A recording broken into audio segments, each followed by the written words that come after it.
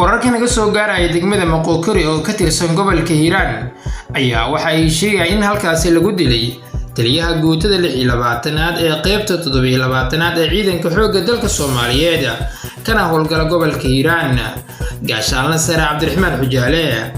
dilkan ayaa ka soo baxaya warar kala duwan waxaana wararka qaarkood ay sheegayaan in uu dilay mid kamid ah ciidamada xoogga dalka Soomaaliyeed kana mid ah ciidamada uu xukumay kadib sida la sheegay rasaas uu ka soo furay mid kamid ah gaadiidka dagaalka ee halkaasi ku sugnaa ee ku dhacay.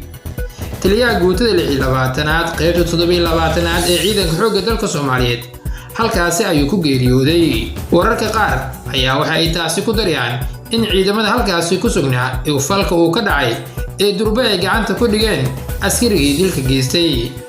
afayeenka madaxtooyada maamulka Hirshabelle Maxamed Shuuriye Nuur ayaa markaasi ka tacsiyay dilka loo geystay taliyaha guutada 26aad ee ciidanka xoogga dalka waxa uuna sheegay in dilkiisa la xaqiijiyay uuna ka dambeeyay askari ka tirsan ilaaladiisa.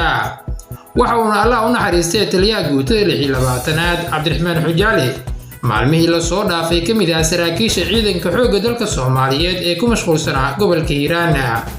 taliska ciidanka xoogga dalka iyo guud ahaan dowladda federaalka ee Soomaaliya ayaa weli wax war ah ka soo saarin dilka iyadoo hore sidaan oo kale taliyaal ciidan ay u dileen ilaaladooda.